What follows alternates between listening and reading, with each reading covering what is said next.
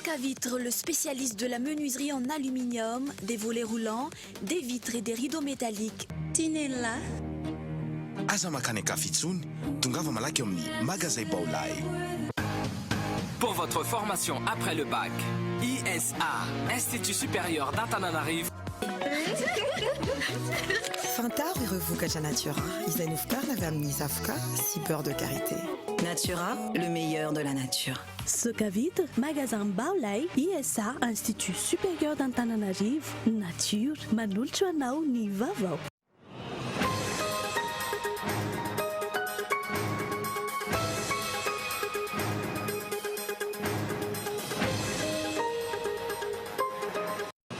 Tsy atokisany solombavam-bahoaka intsony ny filohan'ny antenimieram-pirenena izay voalaza ankehitriny fa fitaovana ampiasain'ny filoha-pirenena andravana ny maro anisa eny Tsimbazaza ho takaliny fiazonana azy eo amin'ny toerana. Tsy mbola tanteraka ny filohan'ny NMP sy ny filohan'ny Repoblika androany raha voatazana amin'ny zoma izao ihany koa ny fakana ny hevitra ny antoko politika momba ny rafitra solon'ny senita.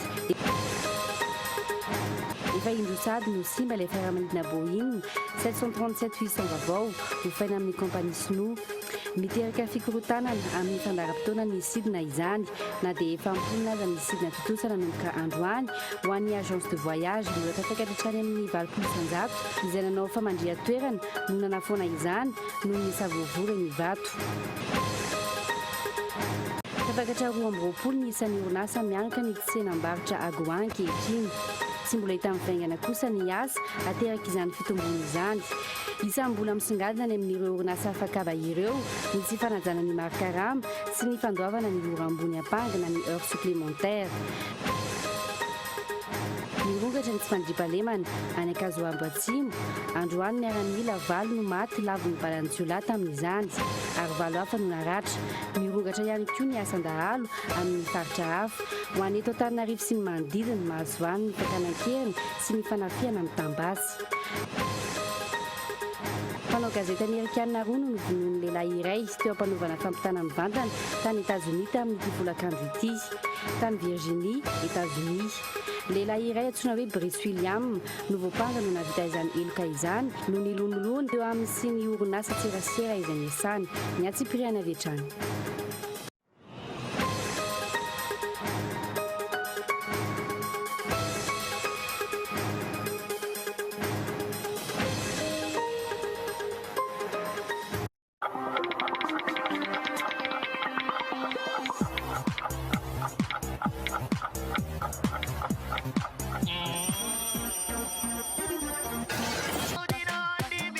Soca Vitre en Outapénac. Menuiserie en aluminium. Rideaux métalliques. Volets roulants. Vitres. Tôle. Soca Vitre en Outapénac. 020 22 682 28 033 11 256 63. Soca Vitre en Outapénac. Très sincèrement à votre service.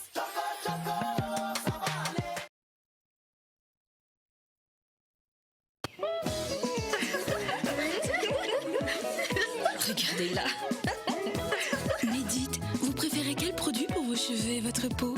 Pour moi, des produits à base d'ingrédients naturels. Moi, des produits accessibles et qui sont bons. Mais aussi des produits de qualité efficaces. Découvrez la nouvelle gamme Natura à base d'avocat et de beurre de karité. Le shampoing qui nettoie et réduit les fourches. Et la crème coiffante avec sérum qui discipline les cheveux. Natura, le meilleur de la nature. Ny hazo ny vaniko lakana, ny taninandriny ny tsara. Ny orinasa Madagascar Évolution Immobilier dia vonina nome fahafapo hanao an-trano an'izay mikasa hividy tany. Toerana maro azo isafidianana no atolotra ho anao amin'izany, toy ny eo Amboanjobe, Bevalala, Ambatondrahavavy, Jangaina, Antsahamarofoza, Manandrina, Ambohimanga. Maimaimpona ny fitsidiana ary mampandrisaina anao amin'ny fikarakarana ny taratasy rehetra. Gora mila fanazavana fanampiny ianao dia aza misalasala miantsony laharana 033 21 099 06 034 14 099 06 na 22 566 54. Madagascar Révolution Immobilier, un avenir sûr, investir, bâtir pour le futur.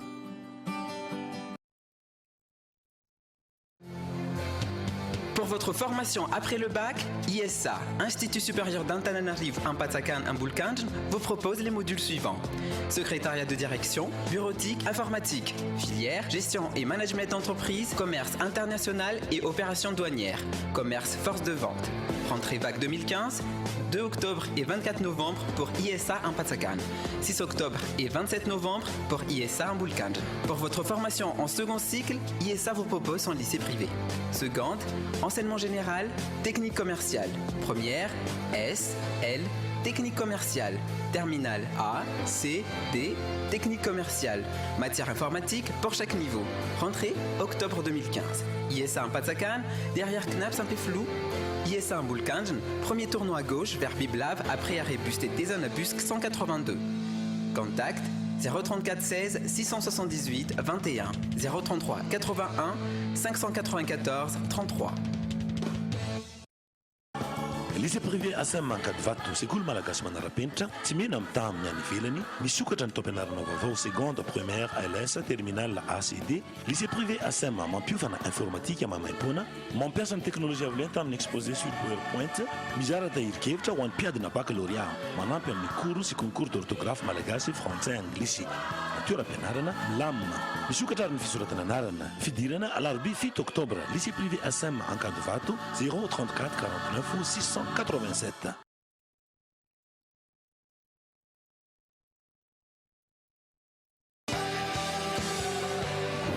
Savy? Savy. Zavy. Rive. Alexia. Patrika no anarana. Tamsato Newton. Ty vehivavy. Tokapo. Amizao. Tsy afenina fa manankarentsika. Misy mahory aloha e. Deba ozy ny natafanavy. Tamin'izaho mbola bantikely vao nisy sinetiny tonga dia manatona topo réseau. Tapa-kevitra fa hagnano dépistage. Nanao fanabeazanaizana tamin'izaho mbola tanora kely dia milamin-tsaina. Zavy. Zavy. Zavy. Tanora. Salama. Tanteraka ny nofinofy. Zavy. Assureko kokoa no aviko rehefa milamin-tsaina. Aleko manatona top réseau.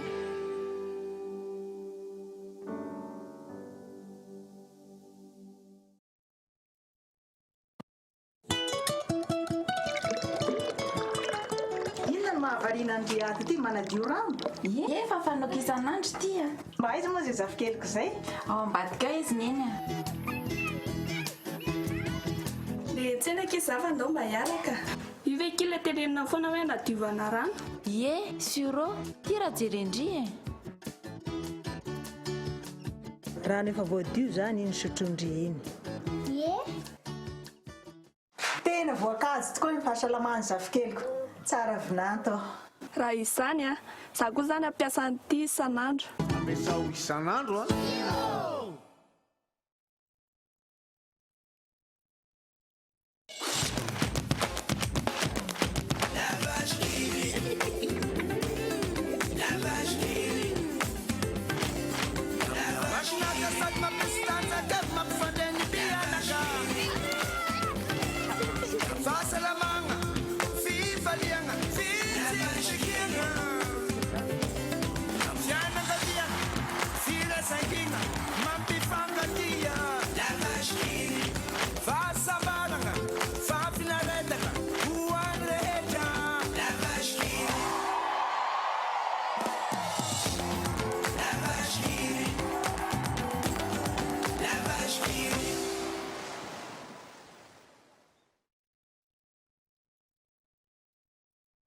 Vacances mlay, araroto ny illimité night, illimité daholo ny SMS. Signante. Makana amin'ireo best friends telo safidinao, mandritry ny alina tontolo, amin'ny 6 ora alina hatramin'ny 1 ora maraina, amin'ny vidiny arivo ariary TTC monja, azo ianga ny 224 étoiles 3. Mlay hein?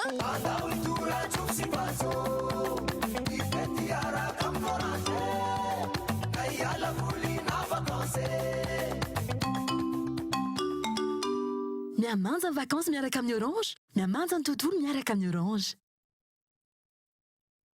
La technologie d'éclairage du TV LED Changgong est la plus avancée du marché. Full HD, ultra fin, ultra complet et design.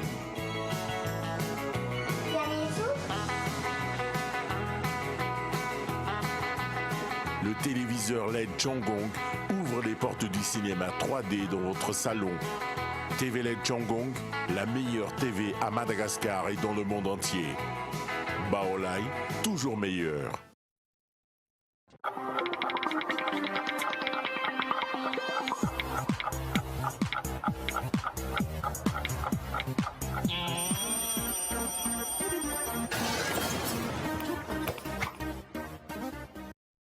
Miaraba tomboky lasomboky vavy tonga soa indray mizao fotoana ny fampahalambo avao eto amin'ny fahitalavitra Cour TV izao manasanao ary anaraka izany hatramin'ny farany. Eo amin'ny vaovao ny politika avy hatrany mivoatra ny raharaham-pirenena ankehitriny taoriny ny fifidianana eny.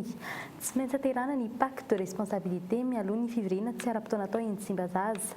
Ny fitadiavana maro anisy ny anivony antenimieram-pirenena no lalana lehan'ny filoham-pirenena amin'izany. Hiazakazana ihany koa ny fametrahana ny rafitra vaovao solon'ny Zénith fitadiavana ny fahamarina toeran'ny filoham-pirenena amin'ny tanjona raha nambara ny mpanohana ny filoham-pirenena manjaraka amihana fotsiny ihany kosa nefa izany raha nambara ny mpanao politika sy ny mpahilalana sasany izay nantaninay.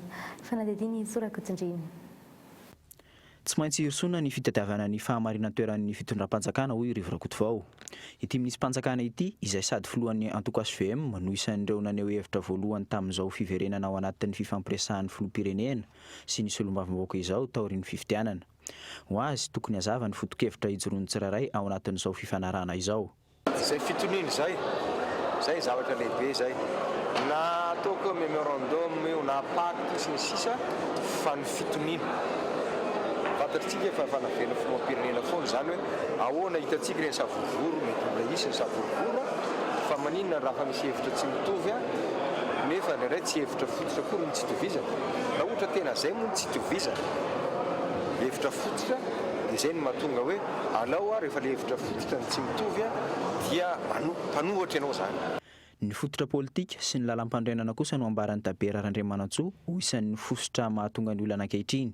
Isan'izany tsy fandikan'ny ACC mazava ny 450 mikasika ny fanendrena Prime Ministre sy ny maro anisy eny anivon'ny antenimieram-pirenena. Mikorotana ny firenena amizao satria lalam-pandrenana sy réconciliation nationale rapetraka eo article 54 ampiana vesasampiana eo iny tonga any amin'ny fanongarana président république tonga any amin'ny fanongarana Prime Ministre isan'andro zao dia misy an'izany hoe pacte de responsabilité sa isoro savritaka fa lalam-pandrenana dia lalam-pandrenana tena mifototra amin'ny fototrainana malagasy rapetraka eo. Hetsakilan'izay kosa mikasika ny fiazakazahana amin'ny fananganana ny rafitra mahaleo tena tokony asolon'ny Senita. Sarotra ny mifehy ny fananganana ny rafitra toy izao noho ny antoko politika marobe eto amintsika. Ary tsy afa-miala amin'ny vaomera mahaleo tena intsony Madagasikara no lalam-pandrenana efa mamaritra izany. Adidin'ny ministera kosa ny mikarakara ny fifidianana any amin'ireo firenena mandroso raha ny nambarany. Dia mariko eto fa ny firenena mandroso eran'izao tontolo izao dia tsy mba manakina n'izany fifidianana zany amin'ny rafitra mahaleo tena sahala misy eto amintsika.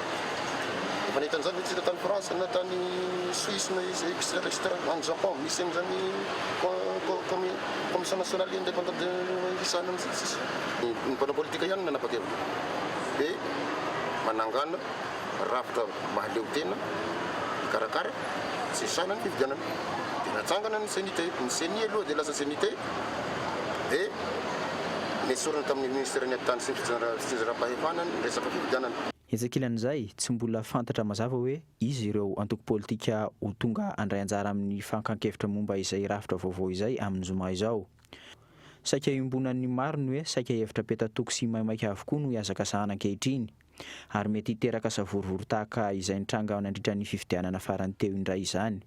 Ankehitriny tafiakatra 2024 ny isan'ny fitarainana voarain'ny fitsarana amin'ny sahanan'ny raharaham-panjakana na ny tribunal administratif eto amin'ny faritany Antananarivo. Izany hoe maro noho ny isan'ny commune eto Madagasikara tranga izay mametraka ny fifidianana farany no karakarain'ny gouvernement Taravelonarivo iny ho isan'ny fifidianana ratsy karakara sy ratsy laza indrindra hatramin'ny iverenan'ny fahaleovantena. fa tsy mety mahatoky ny fitondram-panjakana ny mpamatsy vola tsy mbola misy lalana mifehy ny fampiasam-bolam-panjakana sy mpantsiana hatreto miankina amin'ny fisian'ny fitonena eto amin'ny tany sy ny firenena avokoa ireo rehetra ireo raha ny loharam-baovao iray akaiky ny masovovainy iray eto amintsika ny filoham-pirenena efa tsy manaiky ny hiditra ao anatin'ilay hoe pacte de responsabilité ary mitady lalakivoahana amin'ilay hoe mémorandum de stabilité azona maro anisa vaovao fanadidiny. Samy mangingina avokoa ireo solombavambahoaka eny Tsimbazaza raha vao miresaka ilay mémorandum de stabilité antony na izy ireo aza tsy mahalala na inona momba izany tsy fantatra mazava hoe inona ny tombontsoa na atakalon'ny fanaovan'ny député raisony ilay mémorandum asain'ny filoham-pirenena soniavina ahazony maro anisa vaovao. Tsy hay ihany koa ny hoe inona marina ilay fandarana asan'ny filoham-pirenena tokony aharesy lahatra ka anaovana sonia. Ho an'ny solombavambahoaka sendranay androany kosa misy kajikajy politika tsy mazava ao ambadika izao zavatra maizimaizina izao. Na tonga an'ilay hoe inona no mahatonga ny ao anatin'ny gouvernemanta sy ny filoham-pirenena manafinafina ny resaka mémorandum io. Ny tena tokony izy resaka fampandrosoana ny ity tanindrazana ity ny jerena mila mandeha ny andraram-pirenena izay ny tokony atao fa tsy misy zavatra tokony azo afenina mihitsy amin'ity eto anivon'ny antenimieram-pirenena ary izay no mahatonga anay mbola tsy manao an'ilay sonia satria na ilay zavatra soniaviny ary tsy fantatra inona nge ilay zavatra soniaviny fa ny tianay atao fotsiny tsy maintsy nangataka izay mba iona amin'ny filoham-pirenena dia rehefa tonga ao moa dia resahana tsara inona ny tena ao anaty inona ny tena pacte de responsabilité inona ny didiny tsirairay amin'izay.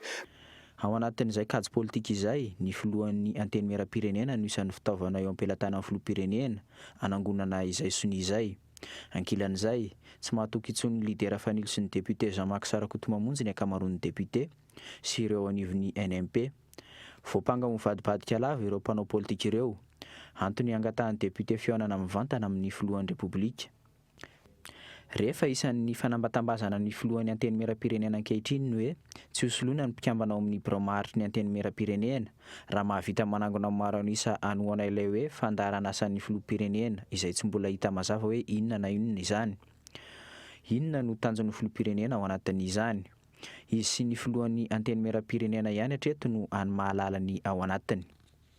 Ety amin'ny antenimieram-pirenena niezaka ny nahazo fanazavana avy eo anivon'ny filohan'ny antenimieram-pirenena izahay mikasika ny ilay mémorandum de stabilité sy ilay fanaovana sonia raha ny fanambaran'ireo solombavambahoaka dia izy irery ihany no mahafantatra ny ao anatin'izay tsy fantatsika moa hatreto hoe inona ny tena ao anatin'izay maninona ny tsy mety mitondra fanazavana mikasika an'izay ny filohan'ny antenimieram-pirenena. Raha ny zava-misy aloha hatreto ireto ny fantatra fa manohana ary mety efa ho nanao sonia ny avy amin'ny lidera fanilo misy solombavambahoaka 5 ary isan'izany ny filohan'ny antenimieram-pirenena Jean-Marc Sarakotomamonjy, ny avy amin'ny GPU na ny groupe parlementaire pour l'union izay misy solombavambahoaka 7. Ireo solombavambahoaka HVM sasany tsy nanohana ny motion de censure sy motion de déchéance. Ireo solombavambahoaka ampolony eo avy amin'ny vondrona parlementaire mamparafaharoa sy fahatelo miaraka amin'ny ministre Maranty Jean de Dieu. Etsakilan'izay kosa tsy mbola tanteraka androany ny fihaonan'ny filoham-pirenena sy ireo solombavambahoaka avy amin'ny NMP na ny nouvelle majorité parlementaire raha toka efa hatramin'ny omaly ireto farany no nangataka izany. Raha ny resaka mandeha eny anivon'ny antenimieram-pirenena hatreto mety alohan'ny 10 volana septambra ho avy izao no isy ny fivoriana tsy ara-potoana eny Tsimbazaza. Ny azo antoka aloha izany tsy maintsy isy ny fifanarahana eo amin'ny rotonta alohan'io raha efa nambaran'ireo mpanohana ny filoham-pirenena hatramin'izay izany.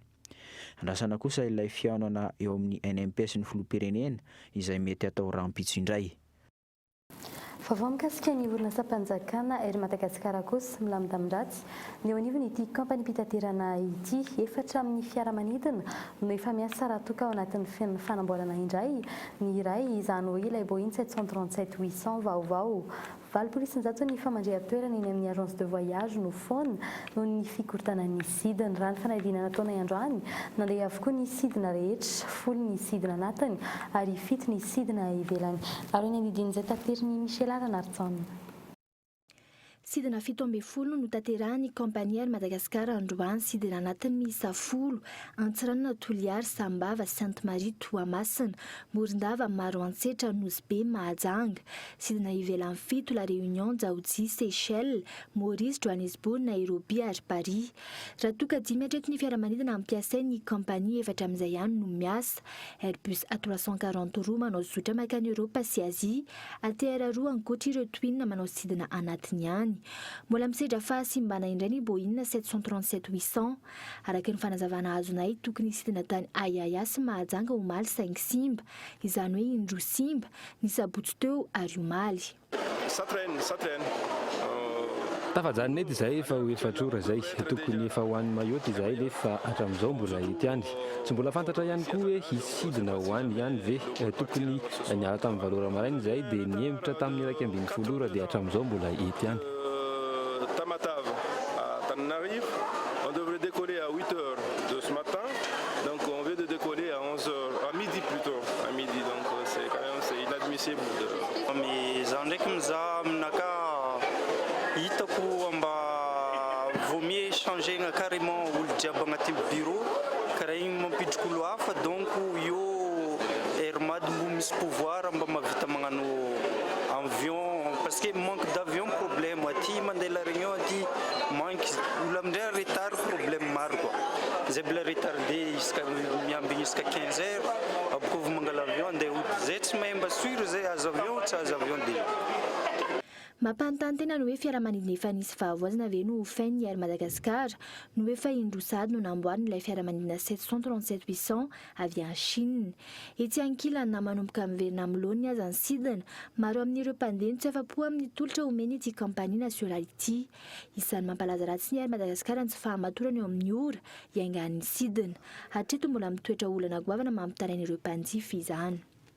Noho ny fahasabotan'ny oran'ny sidina manoloana ny fikorotanana madindinika, isan'ireo matiantoka betsaka indrindra ihany koa ireo agence de voyage. Ho an'ny agence de voyage iray nanaovanay ny fanadihadiana 10 isan'andro no fanafanana famandria-toerana amin'ny sidina Air Madagascar. Nisy 10 isan'andro tamin'ny tena ankorotana be zany zareo dia lasa mandeha taxi bus ohatra ny olona rehefa intérieur fa rehefa le extérieur amin'ny olona zany dia tsy maintsy miady kely amin'ny Hermad foana hoe mba alefa ohatra kompania hafa zany surchan dia ny tena fiantraikany amin'izao koa ny client lasa tsy mety manao Hermad tsony fa hoe alefa Air France na Corsair na ohatr'izany satria tsy matoky an'le kompania tsony zany zareo amin'izao. Zany hoe hatreto aloha mbola misy fikorotanana kely ihany angambany, efa mba nienahena kokoa zany izy, efa mbola somary misy an'le izy aloha fa tsy tena hoe mbola ndravina tanteraka. Hatreto tsy mbola hita mazava ny vokatry ny fanoloana ny PCA amin'ity kompania ity. Mbola miandry ny valin'ny audit de gestion sy miandry ihany koa ny valin'ny appel d'offre amin'ny fanoloana ny tale général ny mpanara-baovao. Isan'ny fanontaniana mipetraka ny hoe anao ahoana ny fanadina momba ireo tompona andraikitra ny fandimby ny tantana ny Air Madagascar hatramin'izay ka nahatonga ity kompania ity amin'ny toerana sarotra tahaka izao. Eo amin'izay pejin'ny toekaren'izay hatrany fantatra efa tafakatra 2020 amin'izao fotoan'izao ny orinasa eto Madagasikara efa manondra entana makany Etazonia amin'ny alalan'ny tsenam-barotra AGOA rehefa nikeny filoham-pirenena Amerikanina ny anotarana ny fahafahantsika mandray anjara amin'izany ato anatin'ny folo taona manaraka. Isan'ny fepetra takina amin'ny fahafahana miditra amin'ity tsenam-barotra ity ny fanajana ny zon'ny mpiasa. Antony mbola mahavitsy ny orinasa fakaba miditra amin'ny AGOA raha nambara ny syndikan'ny mpiasa ka ny tsy fisanjany ny tsy fanajana ny marikarama sy ny fandovana ny ora ambony apanga na ny heure supplémentaire. Fanadihadiana.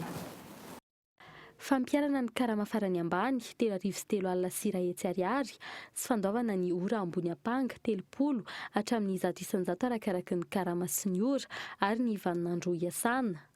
Mbola ny 30 isanjato ny orinasa fakaba izay miisa 370 ahitana mpikamana eo anivon'ny fisemare no mampiadry izany hatreto ka ny 20 isanjaton'ireo ny orinasa misehatra amin'ny tsenam-barotra AGOA. Eo amin'ny fandrafetana ny tehitiandro amin'ny ora iasana mihoatra amin'ny vokatra tratrarana dia efa misy ny tsy fanarahan-dalàna ho an'ny orinasa fakaba iray. Eo amin'ny famaritana ny tarigetra zany izay voalaza ao anatin'ny lalàna milaza fa tokony hisy party amin'ny mpampiasa sy ny mpiasa ao anatin'ny komite izay mamaritra ny tarigetra fa hatreto ny ao anatin'ny société zone France zany dia matetika ny mpampiasa foana mametraka ny tarigetra endrean'ny mpiasa zany ao anatin'ny adiny 7. Hatreto famoronana asa maherin'ny 3 no vokatry ny fiverenantsika amin'ny AGOA raha toa ka efa nisanda enety sy $7 ny vokatra naondrana ny volana Jolay farany teo. Raha tsy ahivina, asa mivantana mahery ny 704,000 ny very tamin'ny fiatoan'ny AGOA ny taona 2024. Tsy ny AGOA ihany anefa no tokony hampiatra ny lalana amin'ny feny asa fa ny orinasa fakaba rehetra izay mampiasa olona hatramin'ny 2 alina sy 1 hetsy amin'izao fotoana izao. Antony hanamafisana ny fahaiza-manao ny sendika ahafana mametraka fifanarahana amin'ny mpampiasa. Il y aura une régulation des relations professionnelles entre les représentants des travailleurs et les employeurs sur la base. Isy ny fanatsarana ny fifandraisana eo amin'ny solotenan'ny mpiasa sy ny mpampiasa amin'ny alalan'ny lalàna natao hifehy ny fipetran'ny asa. Izany no ahafahana misoroka ny fanararotan'ny mpampiasa amin'ny fampiasana tsara-draviny na mety ho tonga amin'ny fanandevozana ny mpiasa. Pour passer leurs droits et de les traiter dans des conditions souvent quasi esclavagistes. Androany nisy ny fanamafisana ny fahaiza-manao ny sendika ny mpiasa amin'ny fampahalalana azy ireo ny zon'ny mpiasa sy ny paikady sendikaly hampanajana izany.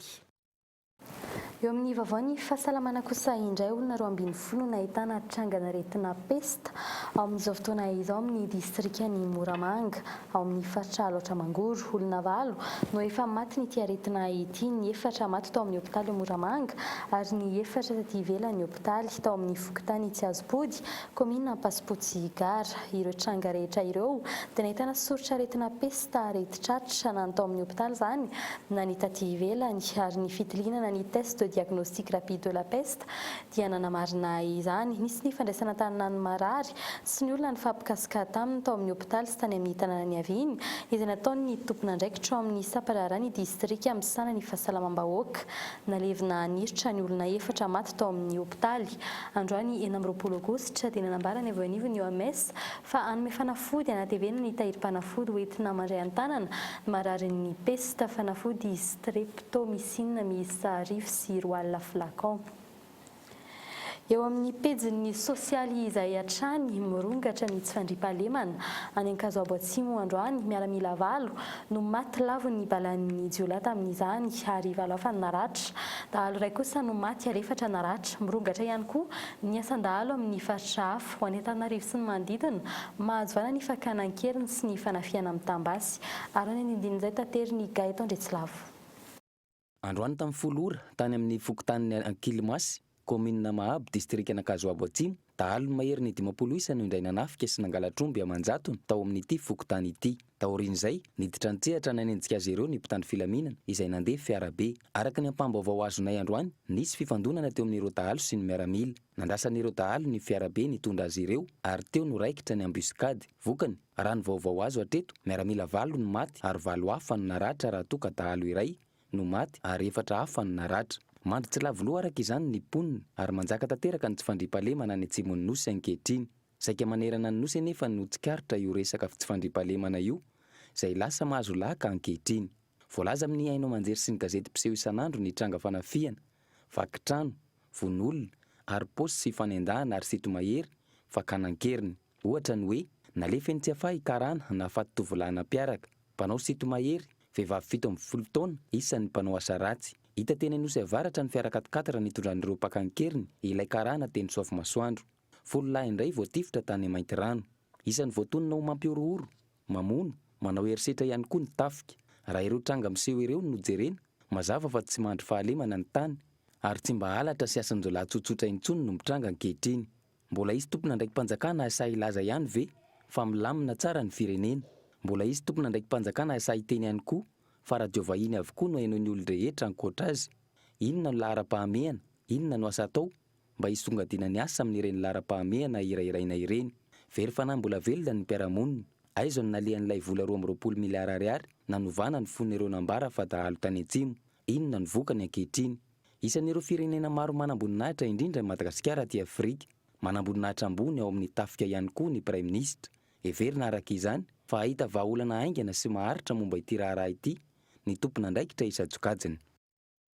Lafim-baovaka kosa indray mitohy hatrany ny tolona ho an'ny mpiasan'ny jirama nanamafy izy ireo fa tsy hisy mpanao relevé, tsy hisy mpizara faktura sy mpanapaka jiro mandritry ny fitakinana. Ny fandaniana amin'ny ankapobeny mandritry ny 3 volana farany amin'ny fitakinana no raisina ho ny farem-tsendikaly androany. Miteraka korotana sy disadisa amin'ny mitambatra compteur zany raha nambaran'ny mponina tsy nahary anisapolo kosa hatreto ny tale jeneraly ny jirama sy ny ministera manoloana ny fahatapahan-jiro miamitombo isan'andro. Fanatedina. Mitohy hatrany ny tolon'ny mpiasan'ny jirama ary nanamafy izy ireo fa tsy hisy mpanao relevé, tsy hisy mpizara faktura sy mpanapaka jiro ho tonga eny anivon'ny tokantrano tsirairay avy mandra-pahatapotra ny fitokonana. Manoloana izany, ho sarotra ary mety hiteraka disadisa ny fizarana vola aloha amin'ny jirama rehefa tonga ny faktura hoy ny mponina.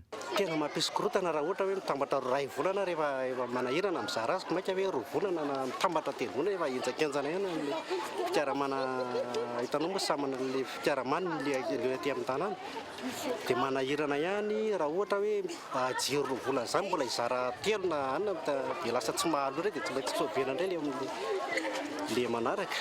Ny zava-misy maro ireo tokantrano mitambatra compteur. Zaraina isaky ny tokantrano zany rehefa tonga ny faktura arakaraka ny fandaniana ny vola alohan'ny tsirairay. Ohatra, kelikely ny vola alohan'ireo tsy mampiasa afa-tsy ampola iray, lafo kokoa an'ireo mampiasa télé, radio, frigo sy ny sisa. Rehefa tapitra ny fitokonana, ny consommation moyenne amin'ny 3 volana farany no raisina, hoy ny mpiasan'ny jirama. Dia ho alainay ny 3 volana farany tao anatin'ny ny fandaniana nataon'ny mpanjifa dia io nataon'ny moyenne dia io nomenay ny mpanjifa ainay foana ny mandamina an'io ahafahan'ny mpanjifa tsy mandoa vola be hoe hiakatra deuxième tranche tsy fantatry ny mpiasan'ny jirama ny fomba fanao amin'izany fotoana amin'izany tarify ny mpiasan'ny mpanjifa izany. Na izany aza, azony olona ataony manatitra index eny amin'ny jirama isaky ny farany volana hoy ny intersyndicaly. Ankoatr'izay, tsy hitarika fitombony faktura izany hoy ny jirama. Momba ilay finosana mampiahahita tena Ambohijatovo ambony kosa, nilaza ny intersyndicaly fa mbola ao anaty fanadihadiana tanteraka ireo tompon'andraikitra amin'izao fotoana izao. Araka izany, tsy mbola fantatra hatreto ny nametraka ilay finosana sy ny fotoana nametrahana izany. Tsy narenisam-peo hatreto ireo tompon'andraikitra ambony ao anivon'ny jirama, na ny tale jeneraly na ny ministera manoloana ny fahatapahan-jiro. Tsy misy vahaolana naroso nentina hamahana ity olana ity. Ny zoma ho avy izao ny fantatra fa hisy assemblée générale ataon'izy ireo eny Amparibe. Fanapakevitra lehibe momba ny tolona no raisina mandritra izany raha ny loharanom-baovao azo. Lafim-baovaka kosa indray izay tapaka ny zoma avy izao fotoana hifaranany Congrès nasionaly no hamaritra ny fitohizan'ny fampianarana eny Ankatso raha ny fanazavan'ny filohan'ny CSS. Etsakila ny miandro izay fanapakevitra izay ihany koa ny mpianatra. Tsy misy intsony aloha hatreto ny fitokonana ny fidinana an-dalambe. Ary ny fanadihadian'i Michel Arnardson. Tsy mbola nisy ny fanapahakevitra nivoaka ho maly taorian'ny fihaonana lehibe no totosain'ny CSS fa no manana ny Congrès nasionaly ny CSS amin'ny zoma ho avy izao ary fanangonana ny hevitra ireo mpampianatra pikatrika no nisy. Andro manatantara eo amin'ny fampianarana ambaratonga ambony ny zoma ho avy izao fotoana hafantarana na itoy ny fitokonana na hotoana fotsy ity taom-pianarana ity na hanao ahoana. Anatin'le conseil national io manapakevitra sy CSS anankiray ihany eraky Madagasikara. Dia nefa izany zany ataon'ilay zay zany efa mivoatra ihany koa no le raha satria izay mifampiresaka foana any amin'le ministera. Hetsenkila nanova fomba fiady ihany koa ireo mpianatra eny Ankatso. Miandry ary tsidina an-dalambe intsony aloha izy ireo. Raha tsy ahivina tahaka izao ny fanambaran'izy ireo omaly. Hatreto ny zoma izao no andro miantoka no avin'ireo mpianatra eny Ankatso. Ny zoma izao ihany koa no hamaritra na hiverina hitokona na tsy izy ireo. Hatreto aloha izany mipetraka ny fanontaniana hotoana fotsy ve ity taona ity tsy hisy mpianatra vaovao voiray ve eny Ankatso. Hatreto milaza ny ministera fa efa mandeha ny fifampiresahana amin'ireo mpampianatra pikatroka. Hatreto aloha raha ny fampiresahana tany amin'ny tompon'andraikitra rehetrarehetra hoe miandry ny conseil national amin'ileo 28 ny CSS vao hanapa-kevitra hoe verina mpianatra sa hampiatra ny taona fotsy. Dia izahay zany mampafantatra ny mpianatra ny ataonay amin'izao mety toy ny hetsika hoe mbola hetsika ve tsika sa tsy hetsika intsony miankina amin'ny mpianatra mantsy le izy. Fa raha toa kosa ka miteny ny CSS fa sanatria hoe taona fotsy amin'ny le 28 dia amin'ny herinandro zany dia hetsika faho be toy ny omaly ary mbola enjana noho ny omaly indray zavatra iseho etỳ Ankatso. tsy mbola fantatra kosa na andony tampikarama ambiny takin'ny CSS ny fanjakana na tsy. Loharano baovao hafa ny nafantaranay androany fa efa nisy ny tedi-bola nikasana andoavana ny volan'ny CSS saingy noho ny fasahirana ny fanjakana ara-bola dia mbola navily anaovana zavatra fizany. Eo amin'izay vaovaon'ny fampianaran'izay hatrany mahery ny 3 alina ny ray aman-dreny azo tombony amin'ny tosa l'école ny Bank of Africa ny BOA. Tanjona amin'izany hanomezana fanampiana ho an'ny mananjanaka mianatra amin'ny fampandramam-bola amin'izao fanomana ny fidiran'ny mpianatra izao. Nampahafantatra izany ny BOA androany maraina ary ny fanatedina. Ireo mpiasa tsotra sy ireo mpiasa mpanjakana ny asa maherin'ny herintaona no tena azo tombony amin'ny tosa l'école ny BOA. Ny fanampiana amin'ny fampianaran'ireo mpianatra iray manontolo no tanjona amin'izany. Izy io zany dia efa tolotra efa nataon'ny BOA ataontsika hoe préscolarité efa nanomboka tamin'ny taona 2000 zany hoe efa 5 taona zany zao BOA no financé zany ny fidiran'ny mpianatra. Izy io zany dia ho an'ny ireo ray aman-dreny mpiasa mpanjakana na mpiasa ny sehatra tsy miankina izay manana compte mazava ho azy ataon'ny BOA dia efa domicilier ny salaire zany hoe efa tonga isam-bolana ny karama. Aritra volvolana ny famerenana ny vola indramina ary ho mora ny fikarakarana ny taratasy ilaina amin'ity hetsika isan-taona ataon'ny BOA ity. Tafidina hatrany amin'ny 500 ny sandan'ny fikarakarana ny antota taratasy. Na efa manana pré hafa ianao, ohatra efa manana le pré vahaolana ianao, manana pré immobilier akany ianao, dia afaka mangataka le préscolarité. Dia zay zany tena tiana hotsindrina manokana, manana fotoana malalaka ny ray aman-dreny zany angatahana ny préscolarité. Ny tanjonay amin'ity 2015 ty dia ataoko amin'ny teny frantsay angamba izy 36 000 pré. Zany hoe mitombo isan-taona zany izy io. Ny sarany zany amin'izao campagne izao dia tsy misy afa-tsy ny inona moa zany ny sarany fanaovana dossier izay izy sarany manokana zany mandritra izao campagne izao manomboka amin'izao fotoana itenenantsika izao. Ny volana jona lasa teo no efa nanomboka ny fanentanana ireo ray aman-dreny sy manana zanaka mianatra ary tsy farana raha tsy ny fa 19 ny volana oktobra izao. Nisy ihany koa tamin'ity androany ity ny fanentanana manerana ny toerana misy BOA rehetra eto Antananarivo sy ny manodidina. Fa hoe ny analakely indray isika tana amin'ny tian'io ity ato anatin'ny asa madinika sary maneho endrika iray vita amin'ny tanana isan'ny mampitolagaga ny fahaizan'ny mpikirakira izany talenta izany izay mahasarika vahiny maro ary ohatra ny fanaliny Mikael Ramarila.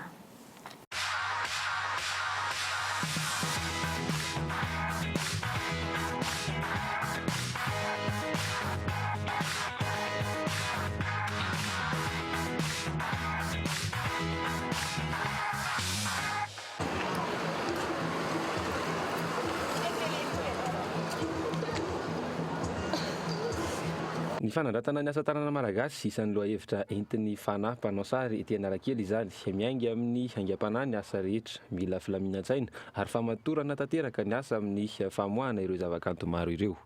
Eo amin'ny resaka malagasy samy malagasy aloha mbola mahita hoe belompo tian'le asa tanana. Zany hoe ny olona tian'iza fa eo amin'ny etomanana no mahatonga an'le olona hoe mbola somaro tsy mifanaraka amin'ny fahefan'ny vidiny le izy. Zay aloha ray. Dia raha eo amin'ny resaka hoe sehatra ara-panjakana indray tsy dia mbola mitodi-doha any amin'ny resaka hoe asa tanana malagasy ny fanjakana. Zany hoe tsy dia mbola misy ny hoe fanomezan-tanana. Miaina amin'ny tontolo hafa fa ve ireto tanora ireto, hafa fisainana, hafa fomba fijery, miavaka izy ireo raha vao miresaka aminao ihany koa. Misy karazany maro ny fitaovana ampiasainy, ny taratasy, ny pierre noire sy ny crayon isan-karazany. Antony iray ny safidianana ity asa ity ny fananana fahalalahana amin'ny fotoana iasana rehetra isan'andro. Fa le izy talenta, amin'ny mahatalenta anazy voajanahary dia zay no hoe miezaka mampianatena tsikelikely eny. Ny azo amin'tinako an'le hoe toe-tsaina ilaina, voalohany indrindra aloha ianao mila manam-paharetana, dia faharoa mila tia mifandray amin'ny mpiarabelona na olona inona io na hoe olona inona mifanatrika aminao ao. dia ny fahatelo ihany koa eo amin'ilay resaka hoe asa tanana mahatsiaro hoe olona afaka. Ireo vahiny kosa ny tena liana amin'izany raha ny ambaran'ireo mpanao asa tanana. Tsy nisy ny fianarana manokana fa ny fanitarana isan'andro no nahaizan'izany fanamboarana sary izany. Mizara roa eto ny fanamboarana ny sary dia ny portrait minute izany hoe sary vita eo ny eo sy ny d'après photo izany hoe mitondra sary avy any an-tranony ireo mpanjifa.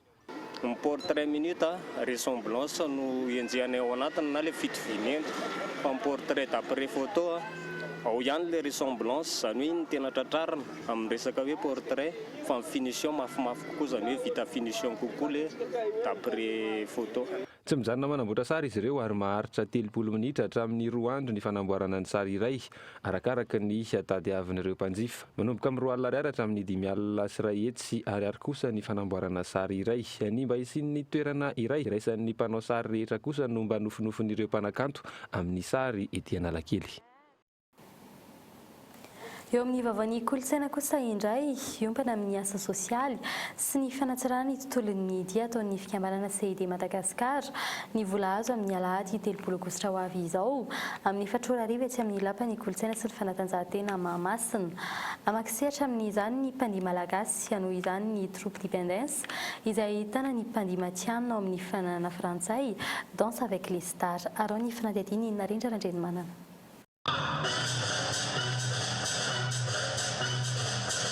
Mamarana ny fitatezaparitra ny troupe mpandihy dépendance ka hiavaka ny hetsika tanteran'izy ireo amin'ny alahady ho avy izao etsy amin'ny lapan'ny fanatanjahantena sy kolontsaina Mahamasina. Ireo mpandihy matianina misongadina manokana ao amin'ny fifananana frantsay danse avec les stars izay no hanolotra segoavana no tonga eto Madagasikara. Apparemment vous avez une bonne réputation, je tiens à vous le dire, quand on parle de vous en France, en métropole, tout le monde le dit. Efa rena ny lazan'ny malagasy eo amin'ny sehatry ny dia hatrany Frantsa ka te ahita izany talenta izany izahay. Andeha hitsidika an'ireo ankizy izay mipetraka any amin'ny akamasoa. Faly izahay ampianatra andiha azy ireo, ohatra hoe tratra manantena izahay fa hotian'izy ireo izany fampianarana izany. Miompany amin'ny asa sosialy ihany koa ny CID na ny conseil indépendant de danse izay niforona tamin'ny volana febroary 2024. Ahitana teknisiana sy mpankafian'ireo karazana dia ho an'olon-droa. Tanjon'ny fikambanana ny anitatra ny fiara-miasa amin'ny fikambanana vahiny. Eo ihany koa ny fanomezana lanja ny dia eto Madagasikara sy hanampy ny mpandihy malagasy eo amin'ny lafiny teknika. Zay zany hoe ao anatin'ny mpikambana zany misy samy manana ny talentany tsiraray avy dia samy manome izay mahasoa an'ilay malagasy indrindra. Zay zany tena antony anaovanay ny levée de fonds ka tena manentana ny rehetrarehetra ho avy hijery ary tena tsy manam-paharoa io hetsika io spectacle io satria na ny ivelany aza dia tena mitady ireo mpandihy ireo danseurs professionnels de danse avec les stars ireo ny vahoaka rehetrarehetra ka. Iompana tanteraka amin'ny asa sosialy sy fampianarana ny fanamafisana ny traikefan'ireo mpandihy, fanatsarana ny fitaovana ary ny fanomanana n'ireo mpandihy zandrina amin'ny fifananana iraisam-pirenena. Mialohan'ny seho entina nangonam-bola ka tongavana amin'izay tanjona izay isy ny avant-première ny zoma ho avy izao amin'ny 6 vora etsy amin'ny CCI Ivato. Dia izay koa ny dirantsika eo amin'ny maresaka avy any ivelany teo ampampitana vaovao mivantana no nitofirin'ny lehilahy iray Alisson Parker sy Adamoary mpanao gazety sy mpakasary. Voalaza fa mpanao gazety teo aloha ny asa tao amin'ny orinasa ny asan'izy ireo ihany ity lehilahy navandoza ity raha ny fanazavany ny fahitalavitra izay ny asany reto mpanao gazety ny asa maty amperinasa ireto. Lehilahy iray antsoina hoe Bryce William izay mpiasa tao amin'ny orinasa tserasera io hatreto no ahahina na vita izany ary fampitadiavana amin'izao fotoana izao sambany vao nainona tranga tahaka izao tao amin'ny fanjakan'ny Virginie any États-Unis. Fa eo amin'izay maresaka avy any ivelan'izay hatrany any Inde raikitra ny fitakiana ny amin'ny tokony ampitomboana ny quota tokony ho azon'ny Fuku Patel ahitany sarangan'olona ambony ao amin'ny fanjakan'ny Gujarat na eo amin'ny sehatry ny asa na eo amin'ny sehatry ny fampianarana ambony atapitrisany no niaran'ny roatra nidina an-dalambe omaly mipetraka manomboka ny oalina kosa ny couvre-feu ataon'ny mpitandron'ny filaminana. Arao ny fanahidina eto amin'ny sarin'ny France 24. fantateraka ny tao amin'ny renivohitry ny faritra Jojara Omaly antapitrisany ireo avy amin'ny fokopatel nidina an-dalambe nanao fihetsiketsehana tsy ankasitrahana izy ireo ny fitombon'ny kota azon'ny fokopatidary eo amin'ny sehatry ny asa sy ny fampianarana ambony izany hoe ny fahafahana mianatra eny amin'ny université samihafa. Mpitarika ny tolona iray no voasambotra rehefa navotsitra taorian'ny fandoavana lamandy. Fiara fitateram-bahoaka anjato no may trano sy birao maromaro ny simba tao Amedadad, Surat, Mensana, Androa ary Vinsnagar. Raha ny zava-misy ao an-toerana ankehitriny ny 20 ny mponina ao amin'ny fanjakany Jojara no misy ireo foko patidara, foko izay misy ny sarangan'olona ambany isan'ireo mponina nanan-karena tany sy niara-ny asa tamin'ny orinasa fitrandrana diamant teo aloha ny foko patidara saingy tsy mbola tafarina ara-toe-karena ny orinasa madinika tantanan'izy ireo ka antony todian'ny fanjakana nanome ny fitonglanana ny kotany amin'ny tombotsoan'izy ireo. Ho an'ny foko Patel tsy tokony hisy ny fanavakavahana fampandrosoana faritra, tsy hijanona ny hetsika raha tsy mivaly ny fangatahana ary amerenana ny kota ho maro toerana ho an'ny foko tsirairay. Manomboka androany alina mipetraka ny couvre-feu ary hoentitra ny mpitandro ny filaminana. Ialana tsiny tomboky latsongo vava tsy teo amin'ny sary ny France 24 ny fanadidina izay narahinao teo fa iverina ito toerana koa sika ato anatin'ny reto vaovao nisongadina ireto tsy mbola tanteraka ny fionan'ny nouvelle majorité parlementaire sy ny filohan'ny Pyrénées izay nokasaina taterahina androany fa eo amin'ny vaovao ny fitaterana bakabaka sy mba indray ilay fiaramanidina Boeing 737-800 vaovao izay ofen'ny kompania fitaterana Air Madagascar amin'ny kompania Sinoa. Fatafakatra 20 kosa ny isan'ny orinasa mianika ny tsenam-barotra Agoa ankehitriny tsy mbola hita mivaingana kosa ny asa vokatra izay fidirana eo amin'ny tsenam-barotra Amerikana izay ary farany mironkatra ny tsy fandriam-pahalemana any Ankazo Atsimo androany miaramila 7 no maty lavon'ny balan'ny jiolata ary 7 hafa no naratra. Dia izany koa no entina marina ny fampalamavao amin'ny androany hisaorana hatrany ianao niaraka taminay hatramin'ny farany rampisy tahaka izao indray ny fotoanantsika manaraka veloma tompoko.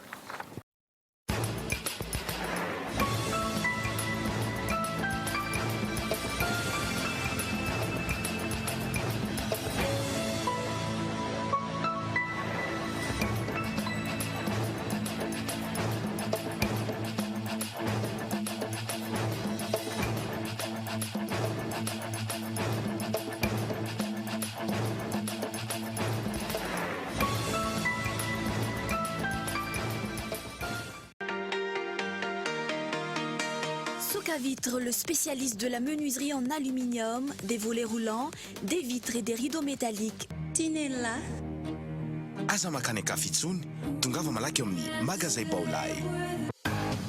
Pour votre formation après le bac, ISA, Institut supérieur d'Antananarivo. Fantar vokatra Natura, izay novokarina avy amin'ny zavoka sy beurre de karité. Natura, le meilleur de la nature. Ny fampalalam-bavao niarahanao tamin'ny Soka Vitre, magasin Baolay, ISA, Institut supérieur d'Antananarivo, Nature.